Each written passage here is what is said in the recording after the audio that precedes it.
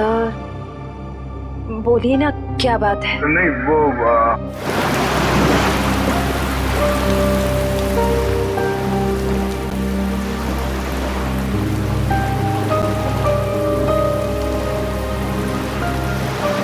श्रेया और सिद्धार्थ की शादी पक्की हो गई।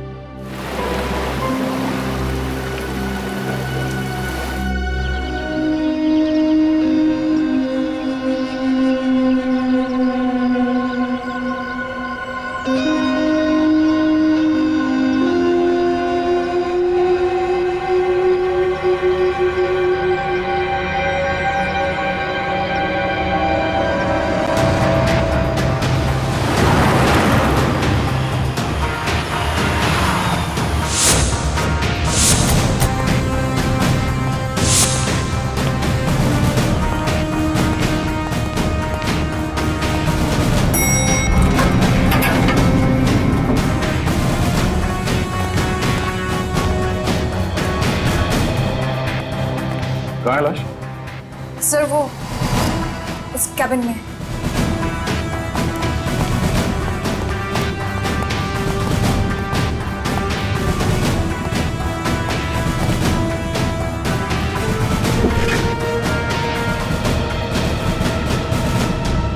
सर, एक गोली लगी है सीने में। देखो जरा, शरीर से गोली बाहर निकलने का कोई निशान है क्या?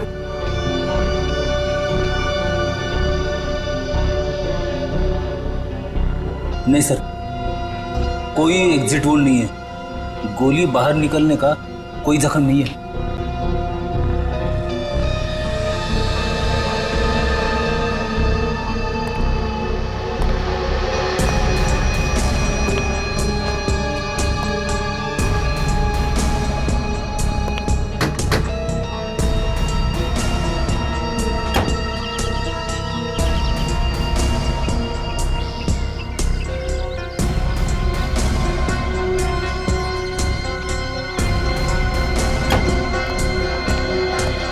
पूरी सर। लाश किधर? सर अंदर आइए सर।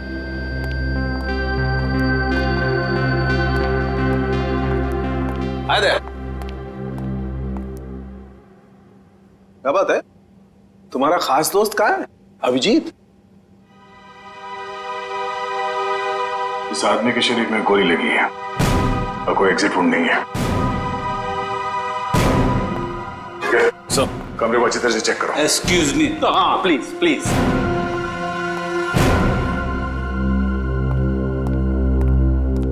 ये तारिका क्या हुआ है?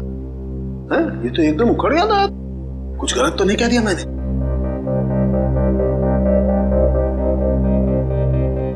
कैसे हुआ ये सब? हमें नहीं पता है सर। क्या नाम है आपका? जी श्लोक। कितने लोग काम करते हैं यहाँ ऑफिस में? कोई 20-22 लोग। 20-22 लोग?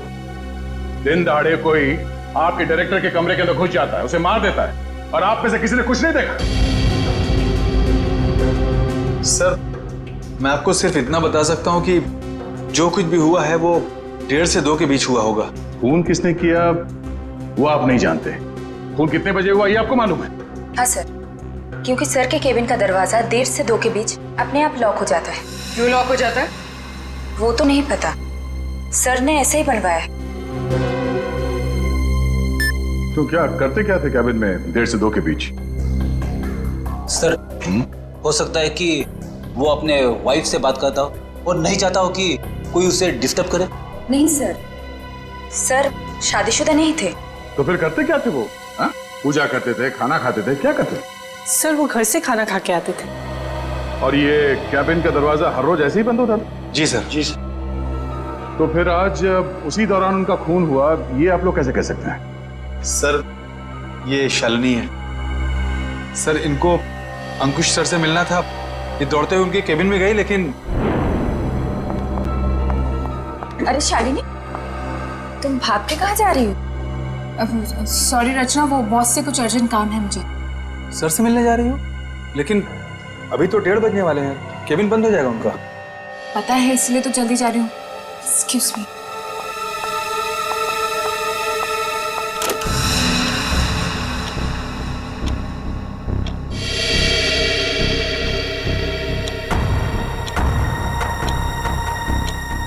अब और आधा घंटा वेट करना पड़ेगा।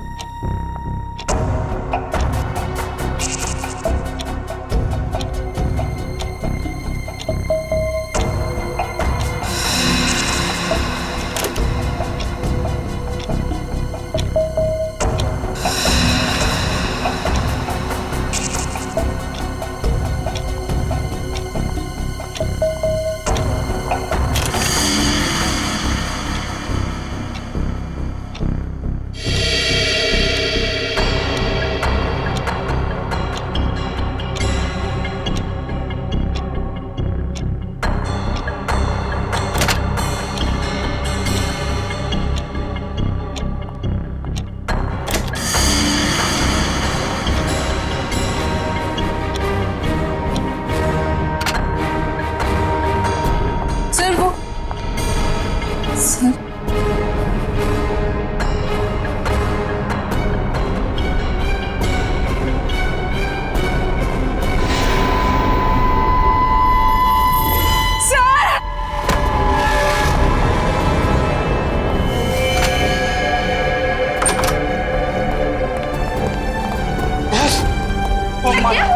क्या हो गया बॉस को?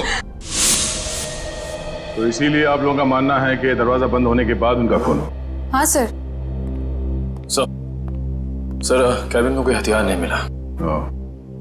सर हो सकता है कमरे में कोई ऐसा मैकेनिज्म हो जिससे गोली खुद ब खुद चल गई हो।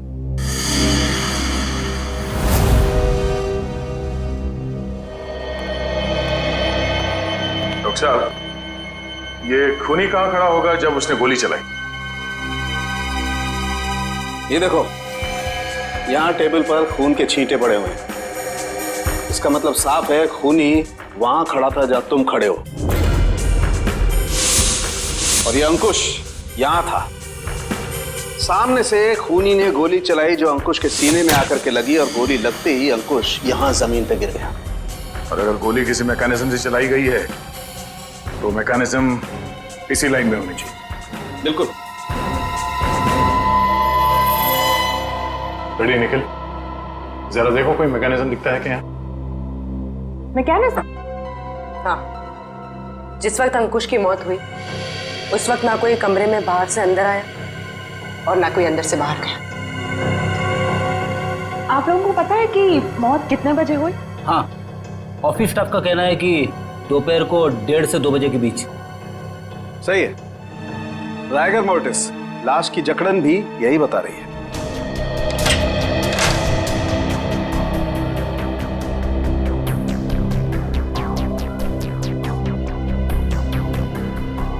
सर, यहाँ तो कोई मैकेनिज्म दिख नहीं रहा। सर यहाँ भी ऐसी कोई चीज दिखाई दे नहीं रही है।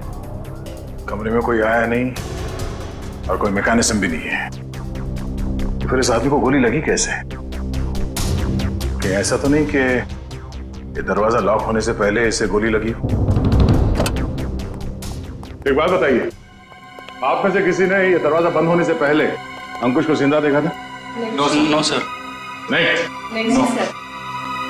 ठीक है, एक काम करो, शुरू से बताओ जब आपके बॉस अंकुश यहाँ इस ऑफिस में आए। सर वो बहुत परेशान थे और उन्होंने कृतिका को अपने केबिन में बुलाया। Okay sir, okay. रचना, क्या हुआ? बॉस बहुत ज्यादा गुस्से में है, कृतिका को अंदर बुलाया है।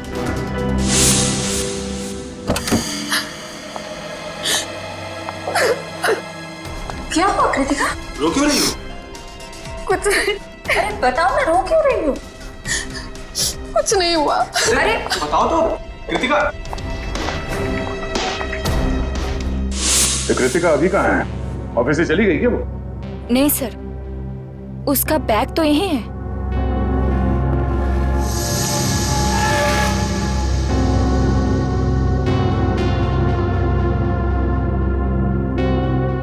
जब कृतिका कैबिन से बाहर निकली तब अंकुश जिंदा था? हाँ सर। उसके बाद कौन गया कैबिन के अंदर?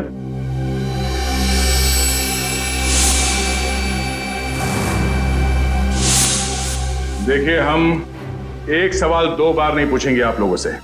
हम यहाँ ये पता करने की कोशिश कर रहे हैं कि आपके बॉस का खून किसने किया, और इसके लिए हमें आपके सहयोग की जरूरत है। और आपके ऐसे चुप रहने से कुछ हासिल नहीं होगा।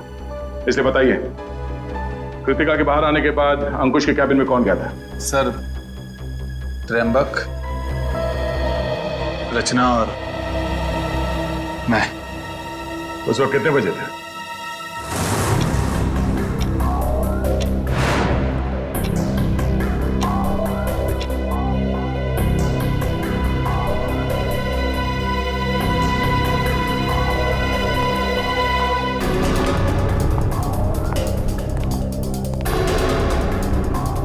सर, क्या हुआ? आपने हमें बुलाया? ये पूछो क्या नहीं हुआ है। क्या सर, क्या नहीं हुआ? ईमानदारी नहीं हुई, वफादारी नहीं हुई। सर, हम कुछ समझे नहीं। देखो, तुम तीनों बहुत मुश्किल में हो। मुश्किल में? हाँ, मुझे ये पता चला है कि तुम तीनों में से कोई एक हमारे डिजाइन्स कॉम्पिटिटर्स को बेच रहा है। नहीं सर, हम ऐसा नहीं कर सकते। हाँ सर, मुझे तो ये भी नहीं पता कि हमारे कंपटीटर्स है कौन। मेरे पास सबूत है और मैं तुम तीनों को जेल भिजवा सकता हूं, लेकिन मैं ऐसा नहीं करूंगा। चुपचाप शाम के 5 बजे तक मुझे बता दो वो आदमी कौन है। हाँ, उसकी नौकरी तो नहीं रहेगी, लेकिन उसे मैं जेल जाने से जरूर बचा लूंगा। लेकिन सर, हम लोग। मेरे पास ज्यादा समय नहीं, जितना मैंने कहा है उतना करो। तो कोई कंपनी के सीक्रेट्स बेच रहा था? हाँ? सर, अंकुश जरूर भड़का होगा इस धोखे से। कोई भी भड़केगा। बहुत तकलीफ होती है जब उसका कोई करीबी उसे धोखा देता है।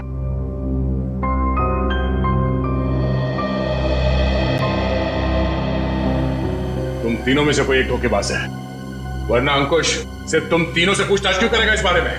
सर, हम बेकसूर हैं। कोई हमें फंसाने की कोशिश कर रहा है। तुम लोगों ने ही मारा अंकुश को और अब ये बेकसूर होने का नाटक कर रहे हो। नहीं सर, हम सच कह रहे हैं। अच्छा, वो तो हम पता लगा ही लेंगे कि क्या है सच और क्या है झूठ। तुम कितने बजे अंकुश के कैबिन से बाहर गए थे? सर, यही कोई 1:15 हो रहा होगा। और वो जिंदा थे जब तुम बाहर आई? हाँ मैम। जी। तो उसके बाद कौन गया था केबिन में? सर, मुझे पता नहीं है। मैंने किसी को जाते हुए नहीं देखा सर। मैंने भी किसी को अंदर जाते हुए नहीं देखा। सबका जवाब एक ही है। सर, समझ में नहीं आ रहा है कौन सच बोल रहा है और कौन झूठ। सर, ये खूनी जो कोई भी है, सर इन तीनों के बाहर आने के बाद दरवाजा लॉक होने से पहले अंकुश के कैबिन में घुसा होगा और अंकुश का खून करने के बाद शालिनी के आने से पहले निकल गया होगा। खूनी कौन हो सकता है? तो कमरे के अंदर घुसा और किसी ने उसे आते जाते नहीं देखा। अंकुश के कमरे से बाहर निकलने के बाद तुम तीनों कहाँ थे? सर, हम कॉन्फ्रेंस रूम की तरफ चले गए थे ये झूठे लगे इल्जाम के बारे में बात करने के लिए। लेकिन थोड़ी देर के बाद जब हम बाहर लंच के लिए आए तो देखा शालिनी अंकुश जी के रूम की तरफ जा रही थी। 1:15 से लेके शालिनी के कमरे के बाहर आने तक किसी ने किसी को कमरे के अंदर जाते हुए देखा? सर, हमने ध्यान नहीं दिया क्योंकि कृतिका ही ये सब देखती थी। ये कृतिका है कहाँ? पता नहीं सर, बहुत टाइम से आपने उसे देखा नहीं। पुलिस देखो, जब तक कृतिका नहीं मिल जाती कुछ पता नहीं चलेगा। आप लोग सीसीटीवी कैमरा की फुटेज क्यों नहीं देखते? उसमें पता चल जाएगा। तुम कौन हो? जी, मैं सुमित, कृतिका का बॉयफ्रेंड। और ये सीसीटीवी कैमरा के बारे में क्या बता रहे हो? कृतिका ने मुझे बताया था कि बॉस ने स्टाफ पे नजर रखने के लिए उसके डेस्क पे एक सीक्रेट कैमरा लगा रखा था। Secret camera?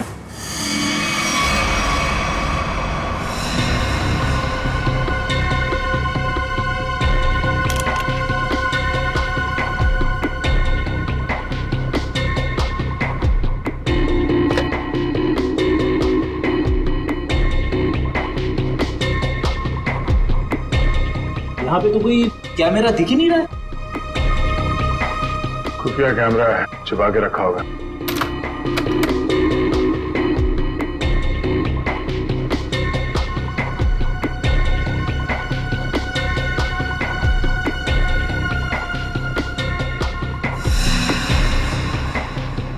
ये देखो,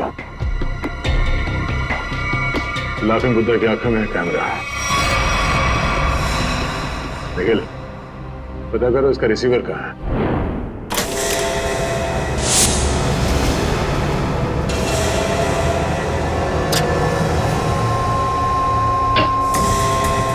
मैम,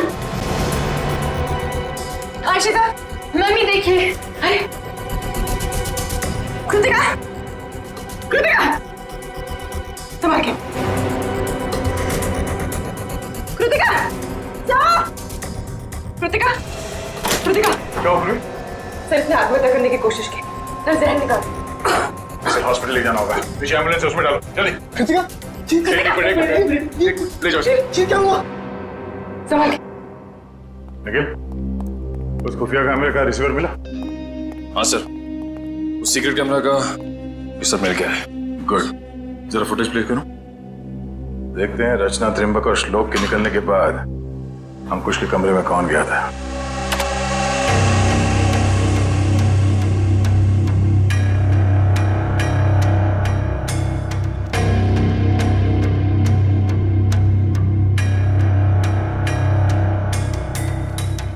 उन तीनों ने कृतिका के बारे में जो कहा था वो तो सही निकला। अब आगे देखते हैं।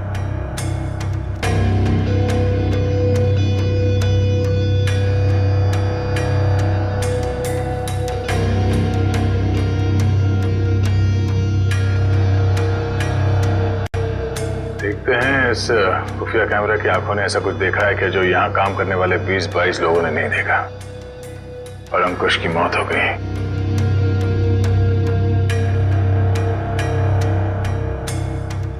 एक मिनट रुको सर, ये आदमी कौन है?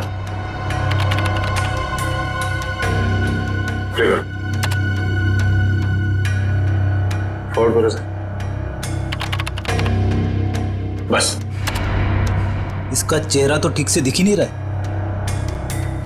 ये आदमी कैबिन के अंदर गया एक 20 को, बाहर निकला एक 25 को, और बड़ी हड़बड़ाहट में निकला है बाहर। निकले, काम करो, ऑफिस के स्टाफ मेंबर्स को बुलाओ, और हाँ, उस वॉचमैन को भी लेके आओ अंदर।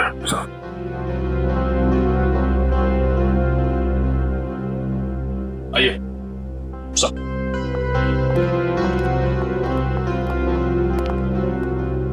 देखिए, इस आदमी को पहचानते हैं आप? नहीं सर, हमने इन्हें कभी ऑफिस में नहीं देखा। तुम? नहीं सर, इससे पहले मैंने कभी इसे देखा नहीं। श्लोक? नहीं सर, मैंने भी इसे नहीं देखा। वॉचमैन, तुम तो एंट्रेंस में थे, तुमने तो देखा होगा साथ ही जाते। हाँ, पहचानते हो कौन है? नहीं सर, मैंने इसे कभी नहीं देखा। अरे तो फिर ये अंदर आया कैसे? उड़ के आया क्या? मेरा एक फोन आया था, मैं 5 मिनट के लिए थोड़ी दूर चला गया था, शायद ये तब आया होगा। अच्छा निखिल, एंट्रेंस में जो कैमरा है उसका फुटेज चेक करो।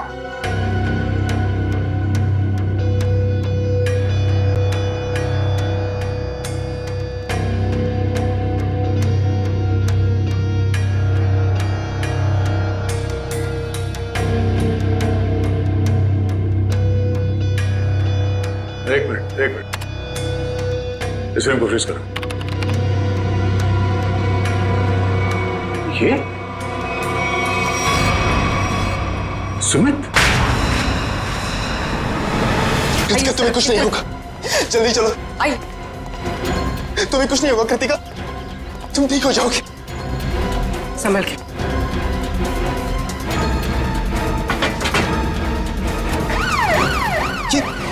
नहीं जा रहा। ये क्या कर रहे हैं सर? कृतिका के पास मेरा रहना जरूरी है। तुम आज इस ऑफिस में से पहले भी आए थे ना? हाँ, कृतिका बहुत परेशान थी, उसी ने मुझे फोन करके बुलाया था। अंकुश का खून करने के लिए? ये कैसी बातें कर रहे हैं आप लोग? सच है, वही कह रहे हैं, समझे? तुम अंकुश के कैबिन में घुसे, इसका खून करके वहां से निकल गए, और तुम कृतिका से मिले भी नहीं।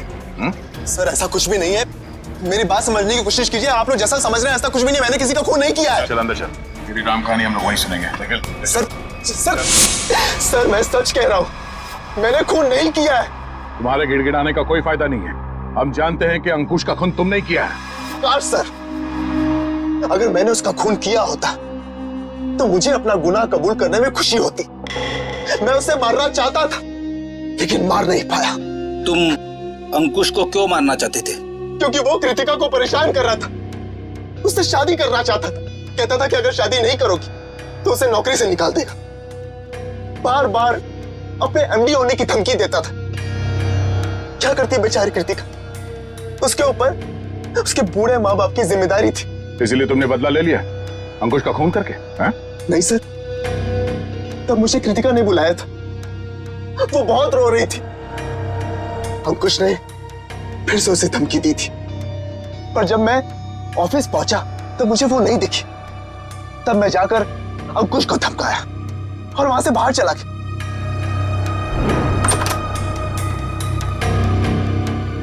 कौन हो तुम?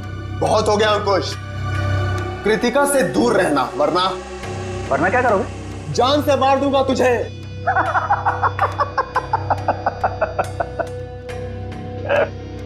अरे जा, जो करना है कर। कृतिका सिर्फ मेरी बनेगी। अंकुश, तू यहां से निकल रहा है या मैं सिक्योरिटी को बुलाऊं? आउट। अभी तो जा रहा हूं लेकिन बहुत जल्द लौटूंगा और तब तुझे मुझसे बचाने के लिए कोई नहीं रहेगा, कोई नहीं रहेगा।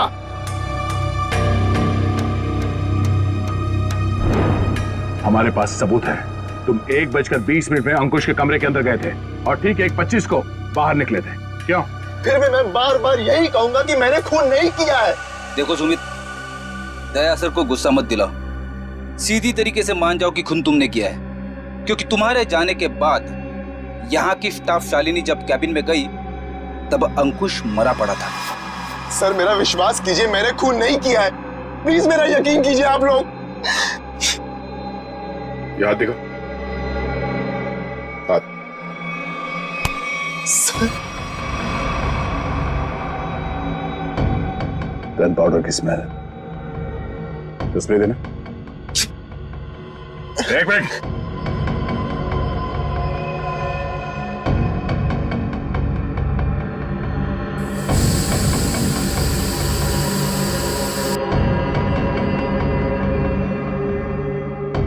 तुम्हारी उंगलियों पे गन पाउडर है, इसका मतलब है हाल ही में तुमने गोली चलाई है। नहीं सर, अंकुश का खून तुम नहीं किया है। मैंने गोली नहीं चलाई है सर। तो फिर ये गन पाउडर तुम्हारी उंगलियों पे कैसे है? सर प्लीज सर, मेरा विश्वास। गन पाउडर कैसे आया तुम्हारे हाथ पे? सर वो मेरे पास मेरी अपनी गन, उससे गलती से चल गई थी जब मैं आज अपने घर पर था। तुम्हारे पास अपनी गन है? लाइसेंस है? हाँ? नहीं। तो गैर कानूनी तरीके से गन रखी थी तुमने? हाँ? सिर्फ और सिर्फ अंकुश को मारने के लिए। अगर आज उससे कोई नहीं मारता तो मैं शायद उसे जरूर मार देता। तो गन कहाँ रखी है तुमने? बाहर फ्लावर पॉट में। गन को बाहर क्यों छोड़ा तूने? हाँ? क्योंकि कृतिका ने मुझे कसम दी थी कि मैं अपने साथ गन अंदर लेकर ना आऊं, वरना गुस्से में मैं कहीं उसके बॉस को मार ना दूं, इसलिए बाहर छोड़ दी। चल दिखा वो गन कहाँ है।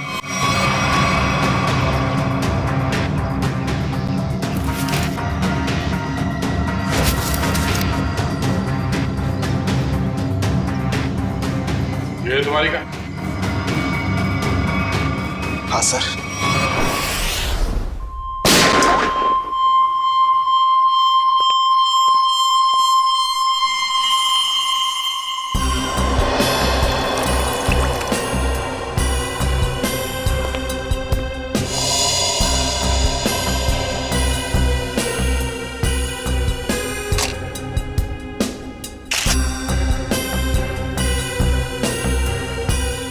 मेरी समझ में नहीं आ रहा है कि आप लोग मेरी गन को चेक क्यों कर रहे हैं, जबकि मैं इसे ऑफिस में लेकर गया ही नहीं था। दोनों बार प्लांट में ही छिपा दिया था। तुम कितना सच बोल रहे हो कितना झूठ, अभी पता चल जाएगा। भैया तो मैच होती है। ये गोली और अंकुश के शरीर में जो गोली मिली है वो गोली, दोनों मैच होती है। इसका मतलब साफ है अंकुश को इसी गन से गोली मारी गई है।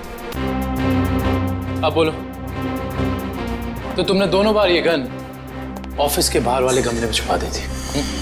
सर मैं आपसे बार बार कह रहा हूं कि मैंने अंकुश को नहीं मारा। जब मैं उसके कैबिन से बाहर निकल रहा था तो वो जिंदा था। जरूर मुझे कोई फंसाने की कोशिश कर रहा है। तो मतलब तुम्हारी गन अपने आप गमले से बाहर आई, अंकुश जी को गोली मारी और फिर आके गमले में छुप गई। और ये कहानी है सर? अरे मैं कोई कहानी नहीं बना रहा हूं, मेरा विश्वास कीजिए। एक सेकंड, कॉल। क्या? हाँ, मुझे याद आ गया। जैसे ही मैं अंकुश के कैबिन से बाहर निकल रहा था, उसके मोबाइल पर एक कॉल आया था।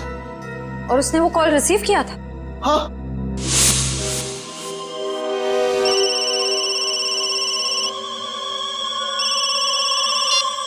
हाँ बोल।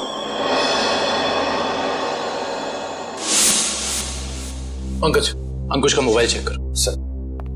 अगर अंकुश ने ये कॉल रिसीव किया है तो शायद वो तुम्हारे निर्दोष होने का सबूत हो।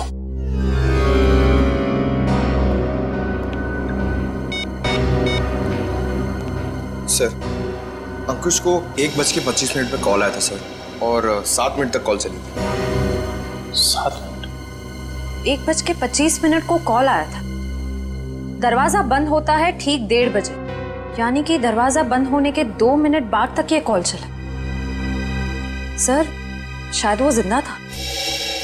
पंकज, इस नंबर पर कॉल करके चेक करो कि वाकई इस आदमी की अंकुश से बात हुई थी कि नहीं।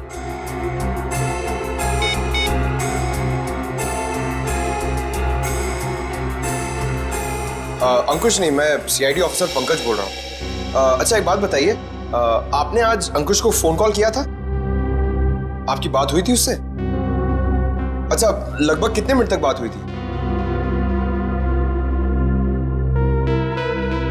5 से 7 मिनट। अच्छा ठीक है, थैंक यू वेरी मच। नहीं कोई टेंशन। सर, 7 मिनट तक बात हुई थी सर। देखा सर, मैं सच कह रहा हूं, मैंने अंकुश को नहीं मारा है। इसका मतलब सुमित खूनी नहीं है। तो फिर खूनी कौन है? कहीं खूनी पहले से ही तो कैबिन में छुपकर नहीं बैठा था और दरवाजा लॉक होते ही उसने अंकुश को गोली मार दी और फिर वहां बैठकर इंतजार कर रहा था।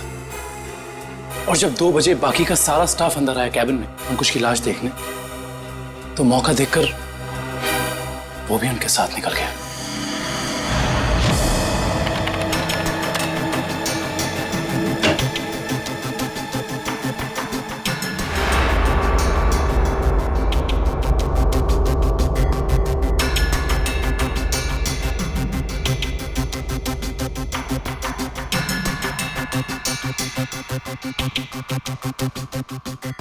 ये देखिए सर, शालिनी के चीखने के बाद जो 6 लोग कैबिन के अंदर आए थे, वही 6 लोग कैबिन से बाहर गए। इसका मतलब है कैबिन के अंदर कोई छुपा हुआ नहीं था। कैबिन के अंदर कोई छुपा हुआ नहीं था। इस दरवाजे से कोई अंदर नहीं आया और अंकुश इस कमरे में अकेला था जब ये दरवाजा बंद हुआ। तो इस कमरे के अंदर आने का इस दरवाजे के अलावा सिर्फ एक ही रास्ता है, वही ये खिड़की।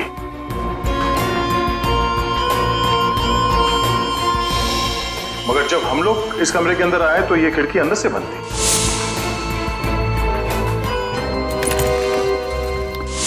तो अगर हम ये मान के चले कि कोई इस खिड़की के जरिए अंदर आया है, तो नीचे से ऊपर आना तो बहुत मुश्किल है और किसी ने तो देखा ही होगा उसे ऊपर आते हुए। दूसरा रास्ता बचता है ऊपर, टेरेस से।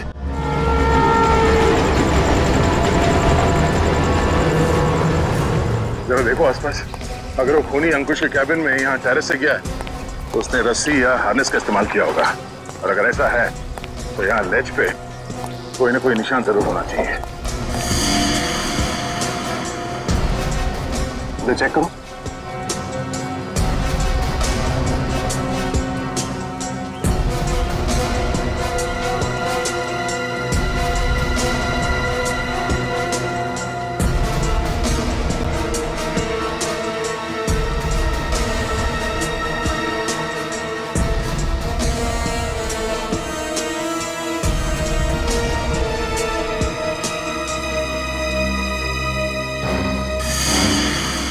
ये देखो, यहाँ पर निशान है। ये निशान, उसने रस्सी को यहां से बांधा और यहां से नीचे उतरा, क्योंकि ठीक नीचे यहाँ पे अंकुश का ऑफिस है। और फिर रस्सी सपोर्ट के लिए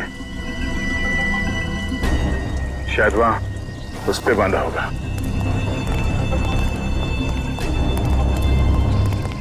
ये देखो,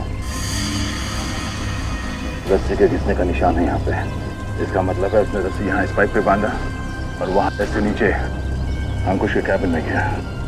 कमाल है सर, खूनी इतना कुछ करता रहा लेकिन किसी ने उसे देखा तक नहीं। खूनी ने जिस तरीके से मेहनत की है खून करने के लिए, उससे तो साफ साफ दिख रहा है सर, उसके दिल में कितनी नफरत भरी पड़ी थी अंकुश के लिए। ये पता करना पड़ेगा कि वो है कौन जिसे अंकुश से इतनी नफरत थी, और उसे ये भी पता था कि अंकुश के कैबिन का दरवाजा 1:30 से 2 बजे के बीच बंद होता है। वो ना हो ये कोई ऑफिस का ही आदमी है।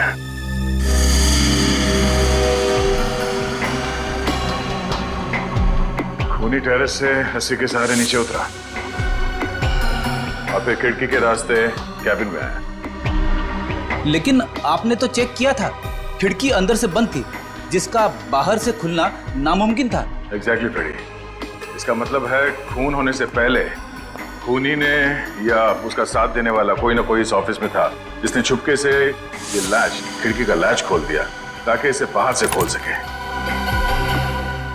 फिर सर खूनी ने खिड़की को अंदर से लॉकअप किया? ये शायद तब हुआ होगा जब ऑफिस के बाकी के स्टाफ मेंबर्स अंकुश की लाश देखने के लिए कैबिन के अंदर घुसे।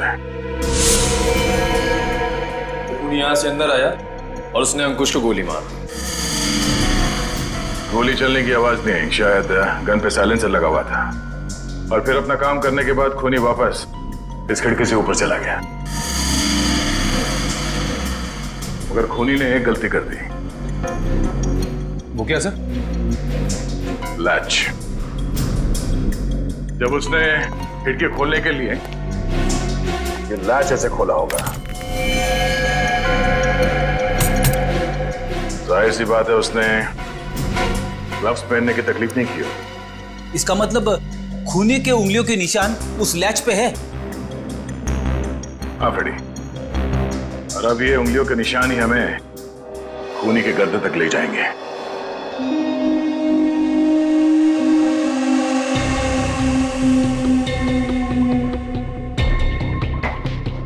सर आप लोग हम पर शक कर रहे हैं? हाँ, क्योंकि खूनी आप लोगों में से कोई है। ये क्या कह रहे हैं आप सर? सही कह रहे हैं, थोड़ा इंतजार करो। उस खिड़की के लैच पे जो उंगलियों के निशान मिले हैं, अगर वो आप में से किसी के फिंगरप्रिंट्स के साथ मैच होते हैं तो पता चल जाएगा कि अंकुश का खूनी कौन है।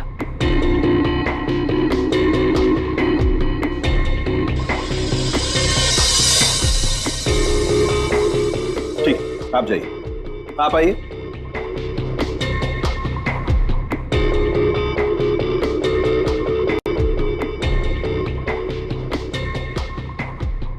ठीक, जाइए। दया, इन सब लोगों के फिंगरप्रिंट्स तो ले लिए, अब जरा इन्हें मैच करके देखते हैं। ठीक है सर। हाँ?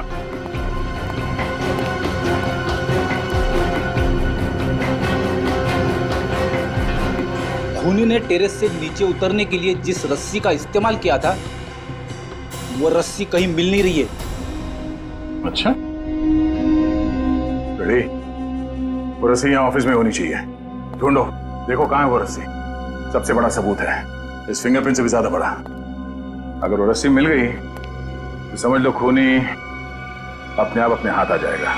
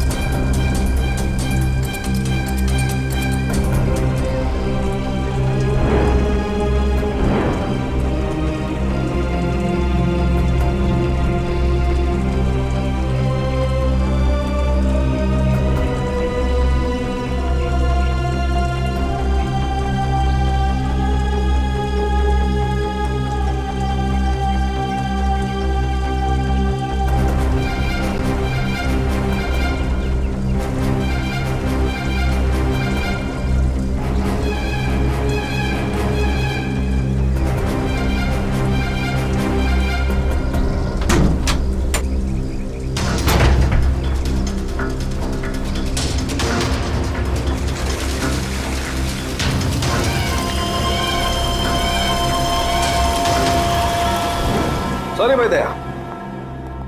क्या बात है डॉक्टर तारिका? केबिन में मिले फिंगरप्रिंट्स इनमें से किसी से मैच नहीं हो रहे। ये कैसे हो सकते हैं डॉक्टर तारिका? इनमें से किसी न किसी के उंगलियों के निशान मैच होने चाहिए थे। आप लोगों से कोई गलती हो गई होगी। नहीं यार दया, ऐसा नहीं है, हमसे कोई गलती नहीं। हो सकता है दया इनमें से कोई खूनी नहीं होगा, तो खूनी नहीं होगा तो फिंगरप्रिंट्स कैसे मैच होंगे? हो सकता है इस बार गलती आप लोगों से होगी। नहीं, मैं सही हूं और मैं साबित भी कर सकता हूं। खूनी इन्हीं में से कोई है और वो खुद ब खुद सामने आएगा। सामने आ जाएगा मतलब तुम्हारे सामने आकर के खड़ा हो जाएगा, कहेगा लीजिए दया जी मैंने खून किया, मुझे हथकड़ी पहना दीजिए। यार बात कर। डॉक्टर साहब इस बार ऐसा ही कुछ होगा। डॉक्टर साहब ने आप लोगों के हाथ पे एक केमिकल लगाया था। वो केमिकल रिएक्ट करेगा और वो केमिकल तब रिएक्ट करेगा जब आप में से जो खूनी है वो ऊपर टेरेस पे जाके पानी के टैंक के अंदर से वो रस्सी निकालेगा। वो रस्सी हमें तब मिल गई थी जब पहली बार हम लोग छत पे गए थे।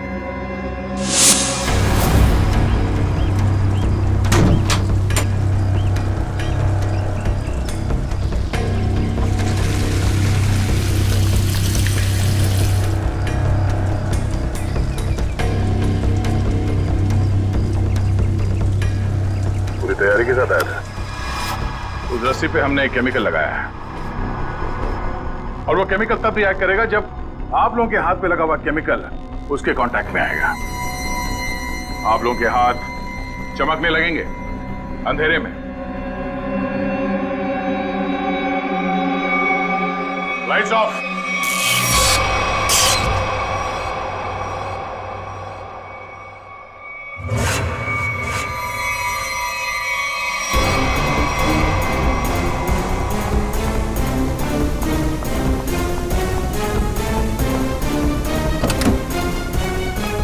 बस बहुत भाग लिया, अब और नहीं।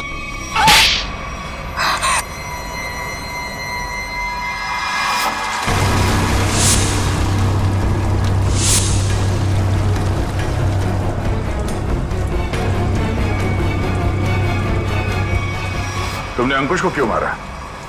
तुम ही कंपनी के सीक्रेट्स बेच रही थी ना? और जब अंकुश तुम तीनों से पूछताछ कर रहा था, तुम जानती थी कि तुम्हें उससे छुटकारा पाना है। हाँ? मैं बहुत पहले से ही जानती थी कि मैं पकड़ी जा सकती, इसलिए मैंने प्लान बना के रखा था कि जब भी मौका मिलेगा मैं अंकुश को मार दूंगी। तो तुमने अपने प्लान में सुमित को कैसे फंसाया और क्यों फंसाया? उसने क्या बिगाड़ा था तुम्हारा? मेरी सबसे अच्छी सहेली को मुझसे दूर कर दिया था। मैं और कृतिका अच्छे दोस्त हुआ करते थे, लेकिन जब से सुमित उसकी जिंदगी में आया था तब से कृतिका उसकी बातें करती रहती थी। सुमित ऐसा है, सुमित वैसा है, सुमित ने ये किया, सुमित ने वो किया, सुमित सुमित सुमित। इस सुमित से मुझे नफरत होने लगी थी। दिन रात उसके साथ फोन पे लगी रहती थी। इस सुमित के चक्कर में वो मुझे भूल गई थी। और आज सर के केबिन से निकलने के बाद कृतिका ने जब सुमित को फोन करके बताया कि गन को कहीं छिपा देना, मैं अपनी सहेली को मैं वापस पाना चाहती थी और यही सही मौका था सुमित को फंसाने का। इसलिए तुमने अंकुश को मारने के बाद अपनी गन सुमित के गन के साथ बदल दी और अंकुश के शरीर पे जो गोली मिली वो उस गन के साथ मैच हो गई, जिसकी वजह से सुमित फंस गया।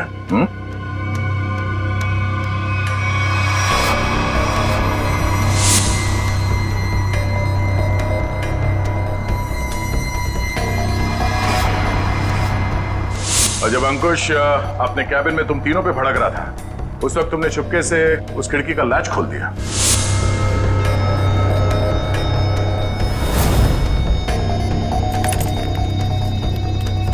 और तुमने मौका पाके विंडो का लैच तब लॉक किया जब सब अंकुश की डेड बॉडी देख रहे थे, है ना?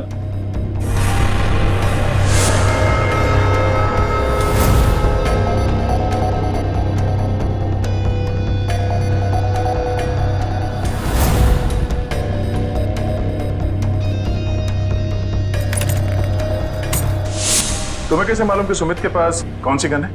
कृतिका ने मुझे एक बार बताया था कि सुमित ने एक नई गन खरीदी है। ठीक वैसी गन मैंने भी खरीदी। और आज जब सुमित दोबारा ऑफिस में आया तो मुझे पता था कि वो गन फिर से कहीं बाहर रख के आया होगा। और मौका मिलते ही मैंने वो गन बदल दी। क्या फायदा हुआ तुम्हें ये सब करके? हाँ? तुमने एक दोस्त खो दिया और साथ में अपनी आजादी भी। पूर्वी, ले जाओ इसे। सर।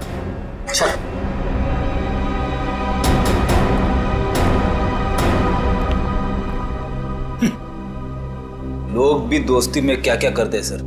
हाँ फ्रेडी, कुछ तो पीठ पे छुरा घोंपते हैं।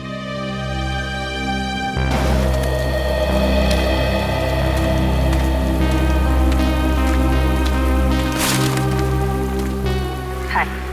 हाय। झूठ बोला तुमने दया से? हाँ, भाई जैसा ना वो तुम्हारा, इस तरह से दिल दुखाया? कैसी बात कर रहे हो तारिका? मैं तो सपने में भी उसका दिल दुखाने की नहीं सोच सकता। उसको दुख ना हो इसलिए मैंने झूठ बोला। अभिजीत, झूठ के पैर नहीं होते, वो ज्यादा दूर तक चल नहीं सकता। तुम्हें दया को सब कुछ सच सच बता देना चाहिए था। बताया था मैंने सच उसे, कड़वा सच। मैं सिर्फ ये जानने आया था कि श्रेया ने उस लड़के को हाँ बोला है या नहीं। नहीं, वो हाँ बोल दिया श्रेया ने। लेकिन जब मैंने दया का चेहरा देखा, लगा जैसे किसी गोली ने उसके सीने को चीर दिया है।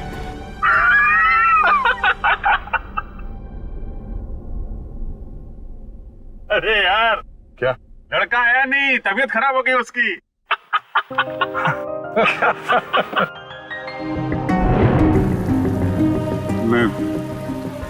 मैं दया को इस हालत में नहीं देख सका।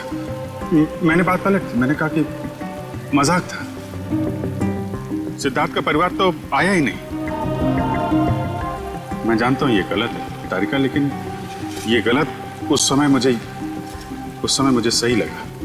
और दया का इतना इंपॉर्टेंट लेटर श्रेया को ना देना, ये भी तुमको सही लगा?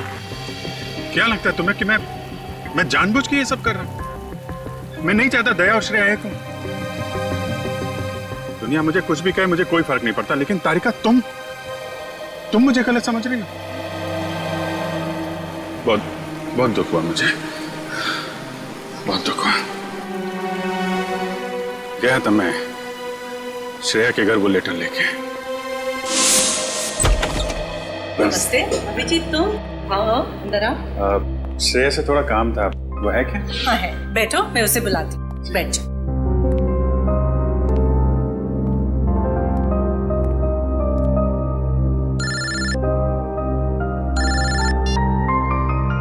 अरे भाई, तुम्हारा ही काम करने आया हूं यार। अरे भूल कैसे सकता हूं, लेटर है मेरे पास। अभी दिया नहीं है, जैसे ही श्रेया आती है ये लेटर उसके हवाले कर दूंगा। हैं?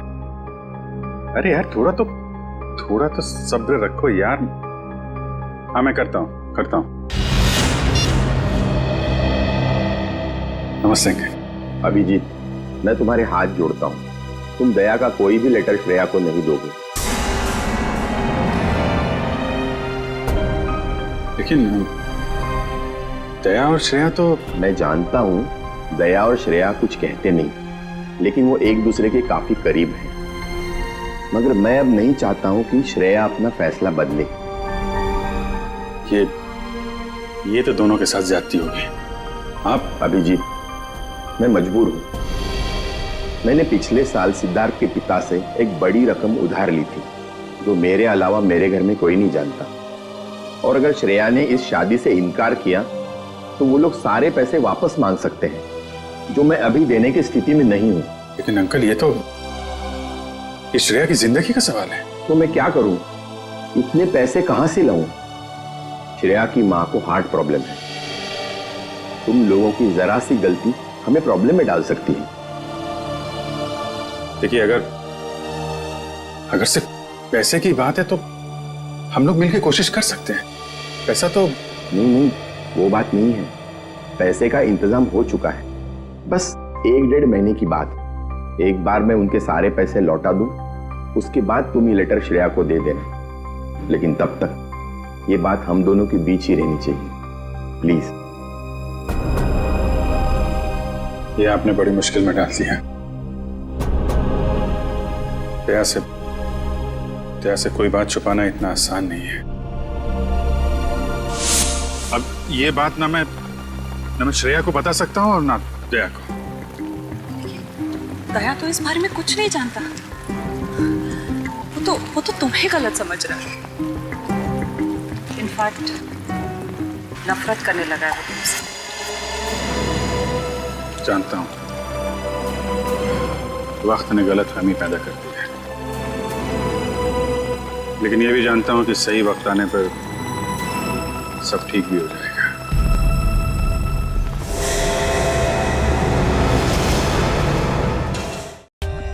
For more updates, subscribe to our channel, click the show links and enjoy watching the videos.